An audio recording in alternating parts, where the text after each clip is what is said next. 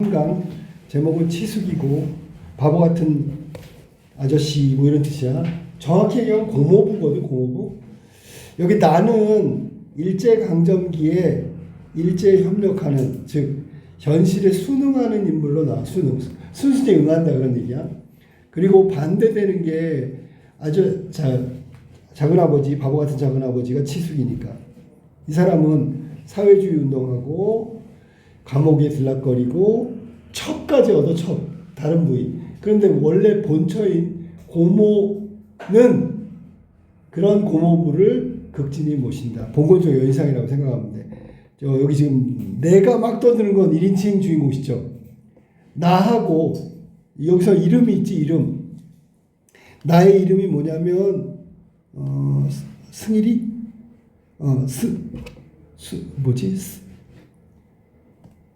아저씨를 동시에 얘기하는 건 전적 작가 시점이야.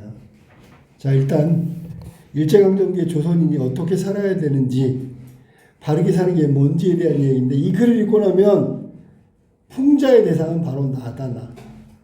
그리고 제목 치숙은 반어적 표현이라고 생각하면 돼. 오히려 바보 같은 아저씨가 아니라 똑똑한 아저씨, 바른 아저씨가 돼야 되겠지. 왜? 상대적으로 내가 바보 같은 나니까. 자, 본문 보세요. 1번부터 4번까지 한번 봅시다. 앞부분 줄. 나는 일본인 주인인 가게의 점원으로 어린 시절 자신을 돌봐주는 아주머니에게 폐만 끼치는 아저씨, 그 치숙이 바로 아저씨야, 못마땅히 여긴다.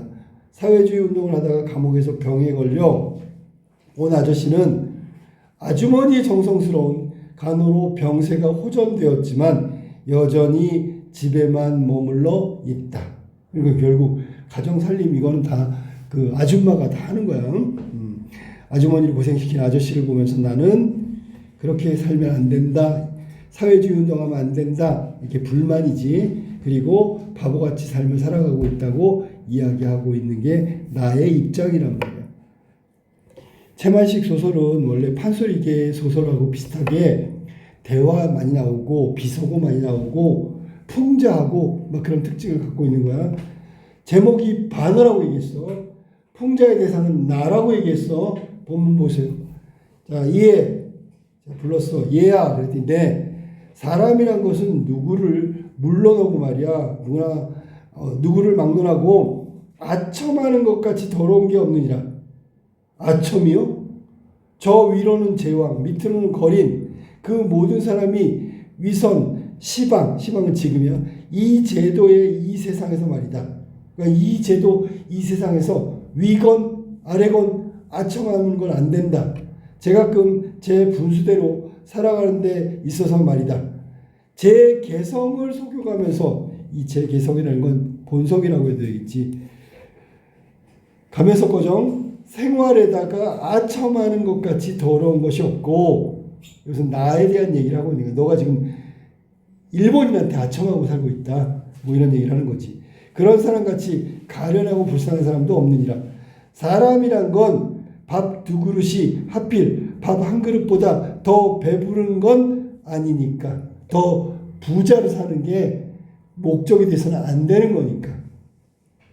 그건 무슨 뜻이인데요? 그랬더니 네가 일본 여자와 결혼해서 현실 순응형이라 그랬잖아.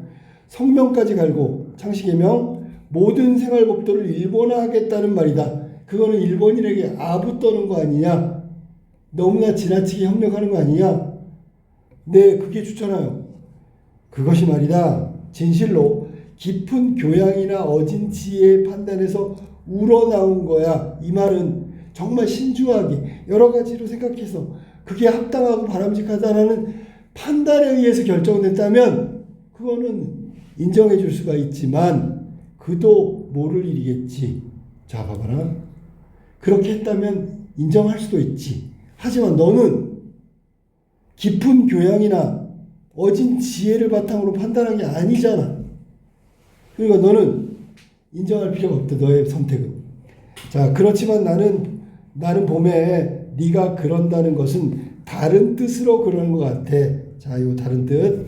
다른 뜻이라니요. 그랬더니 내 주인의 비위를 맞추고 그 이웃의 비위를 맞추고 하자고 저렇게 하고 있는 것 같아.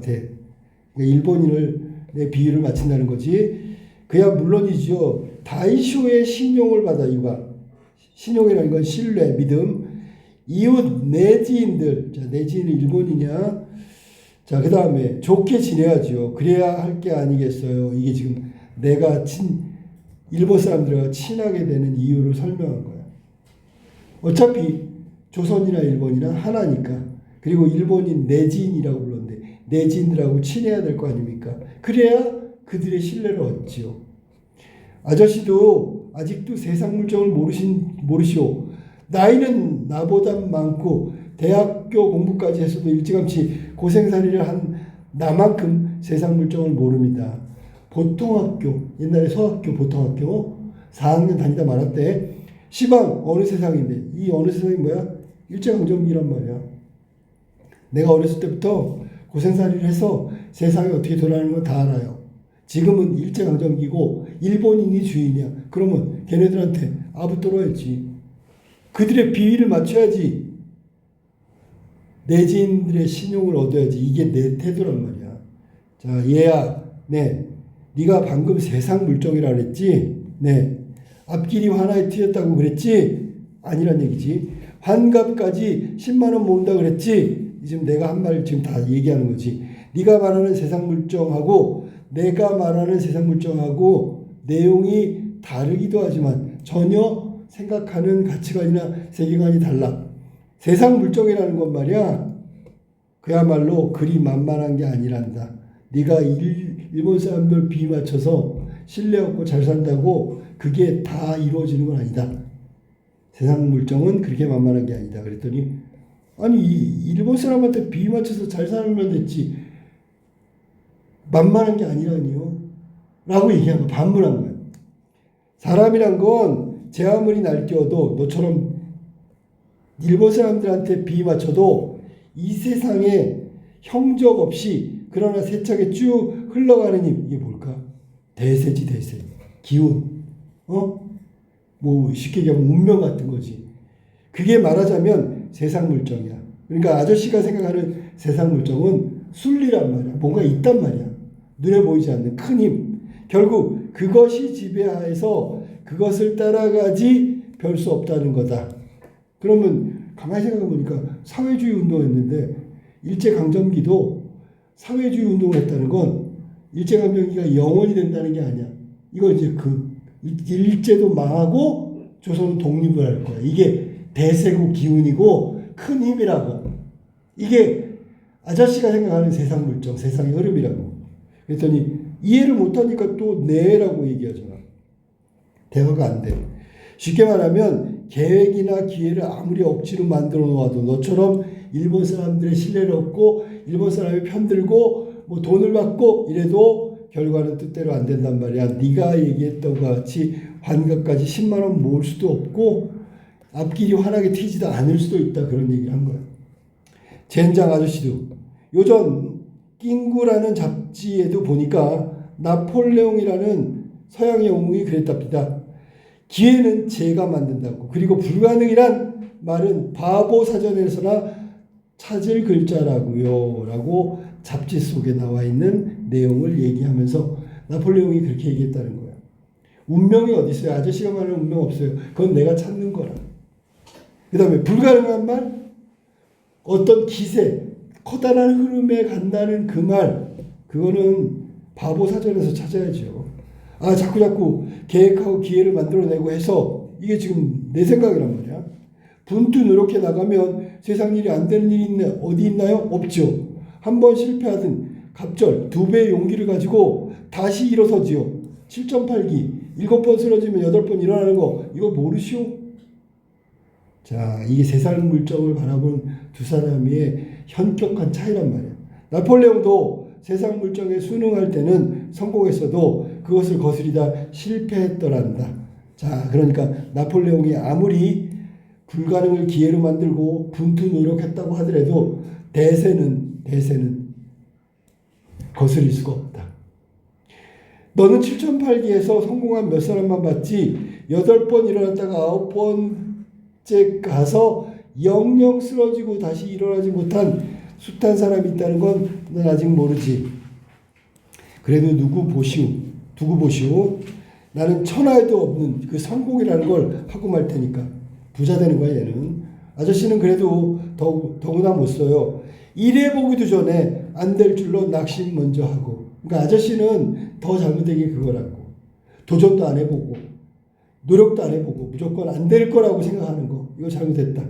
하늘은 꼭 올라가 보고 그래서야 높은 줄 아니 너 실패를 꼭 해봐야 내 말을 믿겠니? 이런 뜻이야.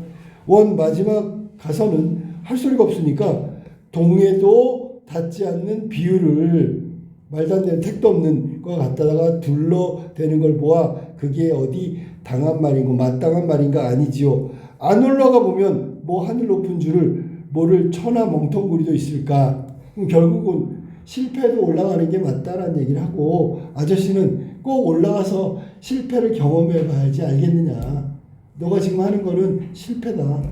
이렇게 두 사람의 정말 상반된 세상을 바라보는 태도, 시각이 다르단 말이야. 한쪽은 많이 배운 사람이고 한쪽은 전혀 못 배운 사람이야. 전혀 못 배운 사람이 많이 배운 사람한테 바보 같다고 얘기했는데 실제로 이 글을 다 읽고 나면 바보 같은 건 나란 말이야. 제목이 반어적이다. 중략. 아저씨 올해 몇이지요? 33. 그러니 이제는 그만큼 해두고 맘 잡아서 집안일 돈 좀 벌어야죠. 무얼 하려고 하는 게 아니란다. 안 변해. 집안일을 해서 뭐 하사니? 그랬더니 그걸로 그렇기로 들면 그 짓을 해서 뭐예요? 이게 사회주의 운동이야. 지금 아저씨는 사회주의 운동 때문에 감옥에 들락거리고 사회주의가 뭐야? 여기서도 독립 안 하니? 일제 제국주의하고 맞서 싸우는 거야. 투쟁 방식이 좀 다를 뿐이지. 뭘 하려고 하는 게 아니란다. 그럼 아무 희망이나 목적이 없으면서 그래요? 뭔가 있을 거 아니에요. 목적, 희망? 네. 개인의 목적이나 희망은 문제가 다르니까 그것은 문제가 안 되니까 그런 법도 있나요? 법? 그럼요. 법이라. 이렇게 해서 아저씨가 계속 이야기하는 거에 대한 이해를 못하네. 아저씨, 왜 그래?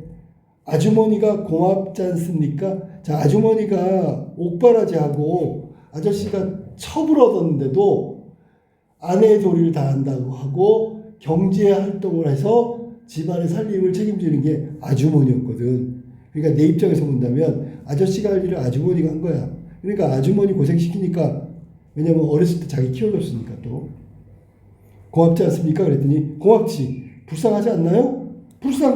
그게 그렇지. 불쌍하다면 불쌍할 수도 있겠지. 그런 줄은 아시는만 알고 말고 알면서 그러시오가 뭐야? 그러면 아저씨가 남편이니까 역할을 다 해야죠. 뭐 이런 거야. 돈 벌어 가야지 이런 거야.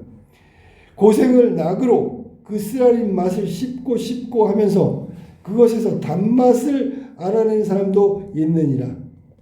이게 고생이긴 하지만 실제로 겉으로 보기엔 고생이지만 아닐 수도 있다.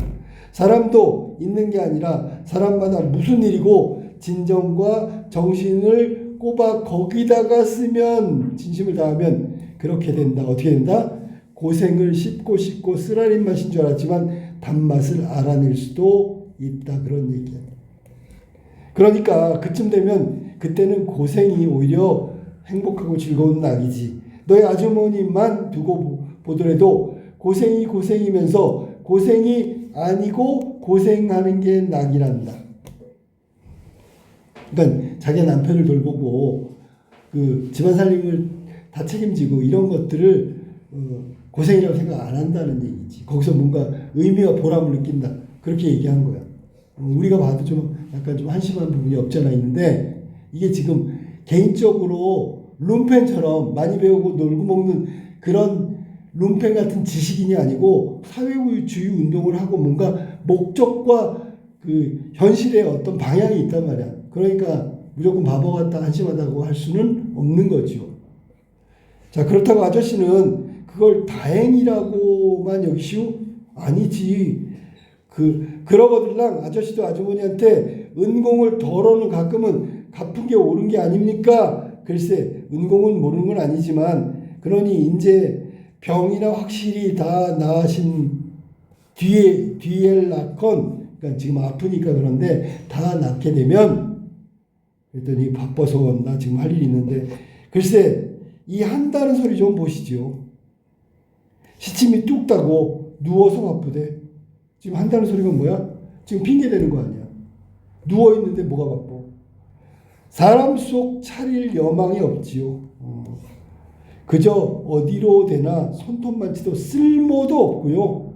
남한테 민폐만 끼치고요. 세상에 해독만 되고요. 해로운 독이고요. 그런 사람이고 하루바삐 죽어야 해요. 죽어야 하고 또 죽어야 마땅해요. 그런데 글쎄 죽질 않고 꼼지락꼼지락 도로 살아나니 이 성화라고요. 문제라고요. 완전히 진짜 극명한 대립구도란 말이야. 자, 처음에는 원래 이 글에서는 내가 아저씨에 대한 인상을 막 얘기해. 독백으로. 근데 여기는 지금 아저씨를 만나서 대화하는 거잖아. 일단 대화의 진행이 굉장히 빠르지. 우리가 판소리에서 나와 있는 막 그 빠른 대화 장면이 느껴져. 그 다음에 또 하나는 뭐냐면 이 대화의 내용을 가만히 보면 이 두 사람이 아주 현격하고 극명한 현실 태도가 드러난단 말이야. 이게 시대역병이 일제강점기라는 현실을 반영하지 않으면 얼마든지 아저씨에 대한 비난이 정당하게 보여. 근데 일제강점기라는 현실적 상황을 대입해 보면 오히려 나의 비난은 현실이라는 그 일제강점기 현실을 망각한 조선인의 좀 뭐랄까 친일적 행각처럼 보인단 말이야. 그러니까 비판의 대상이 내가 될 수밖에 없는 거죠. 자, 그러면 우리 문제 한번 풀어봅시다. 자, 기억부터 미음까지 써놨어 내가. 자, 적절하다는 거. 밥 한 그릇, 밥 두 그릇 뭐 이런 얘기한 거지. 기억은 밥 한 그릇을 추구하는 나와 달리 아저씨가 추구한 바를 나타낸다. 아니지. 틀렸지. 여기서 밥 한 그릇은 나고 저 아저씨고요. 밥 두 그릇은 나라고 해야 되겠지. 나. 더 부자 되는 거니까 여기서는 아저씨가 추구하는 게 아니고 오히려 내가 추구하는 게 더 물질적인 풍요 부자를 말하는 거야. 자, 정답은 1번이 잘못된 해서 2번 신용. 이건 내 지인의 신용이니까 그 일본 사람들한테 신뢰를 얻는 것을 말하는 거야. 주인의 비위를 맞추는 거. 성공. 이거는 반드시 이루는 거. 7.8기 7번 쓰러져도 계속 도전하는 거. 이게 내 생각이지. 그지? 그다음 리을. 그 짓은 사회주의. 집안일보다 아저씨가 더 큰 목적. 그 다음에 현실을 반영해서 독립을 추구하는 운동. 요걸 말하는 거야. 미음. 나가 아저씨에게 여망 없다고 판단하게 된 이유는 누워있으면서 뭐가 바쁘다는 거야. 말도 안 돼. 이런 얘기를 하고 있는 거야. 정답은 1번 해석이 틀렸다. 자, 2번. 자, 아저씨가 나한테 한 질문은 너는 세상 물정이라고 얘기했는데 세상 물정을 잘 모른다는 얘기를 한 거야. 즉, 너는 세상 물정이 뭐니? 뭐 이런 것부터 해서 내가 생각하고 있는 세상 물정, 세상 돌아가는 거, 그거 질문한 거고, 나에서는 이렇게 계속 누워가지고 남편의 역할을 못하고 가정생활을 아주머니한테 다 맡기고 이거에 대한 생각, 미안하지 않냐는 그런 질문이잖아. 자, 그러면 질문에 대한 건데 A와 B 모두, 이 말은 틀린, 모두라는 말이 틀린 거지. 왜냐하면 같은 내용의 질문이 아니거든. 일단 볼까? 자신을 무시하는 상대방의 태도를 조롱하는데 조롱하는 건 누구지? 내가 아저씨를 조롱하는 거지. 아저씨는 이상한 나의 판단이나 생각이 잘못됐다고 일종의 비판이지. 설득하거나 가르치는 거야. 조롱하고 있는 건 나란 말이야. 내가 아저씨를 바라보는. 그러니까 이건 지금 틀렸다면. 2번. A와 B 모두 질문은 상대방이 지닌 인식과 태도의 문제점을 맞았네 이거. 그러니까 이거 봐봐. 모두란 말이 나왔으니까 틀린 것 같은데 상대방이 지닌 인식, 세상 물정에 대한 인식, 그 다음에 태도, 아주머니를 고생시키는, 즉 생활하는 태도에 대한 문제의식에서 출발된 질문들이잖아. 정답 2번이 돼야 되겠지. 이게 모두 하면 하나인데 여기 두 개로 나뉘어져 있기 때문에 모두라는 말이 들어가도 맞는 거야. 3번. 상대방이 연민 아니고요. 존중은 도덕 아니고요. A에서 질문은 B에서 질문과 달리 상대방에게 감추어진 본심을 파악하기 위해 본심 다 드러냈는데 뭐 부자 되는 거.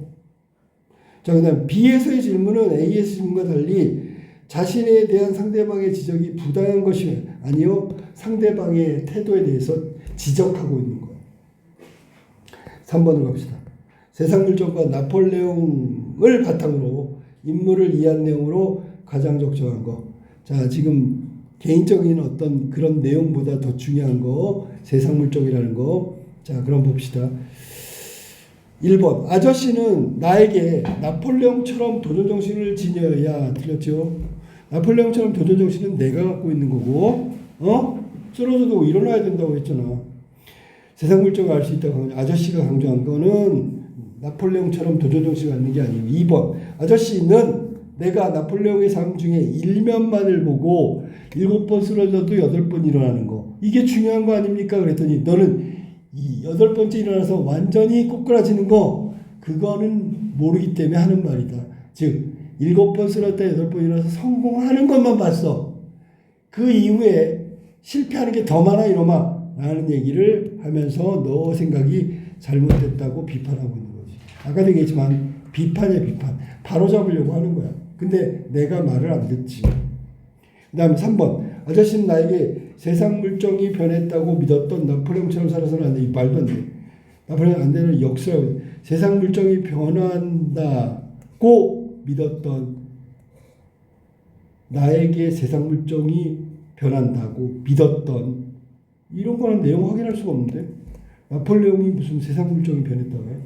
그건 아니지?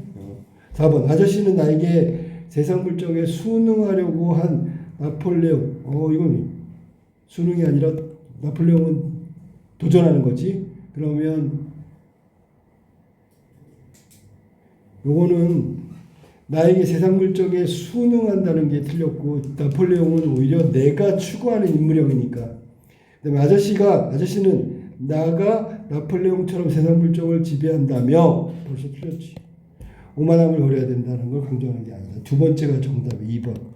내가 나폴레옹의 삶 중에 7.8기 하나만 보고 그게 옳은 거라고 믿고 있는 걸 바로잡아 주려고 그거 잘못했다고 비판하고 있는 게 내용이 되겠죠. 2번이 정답이다.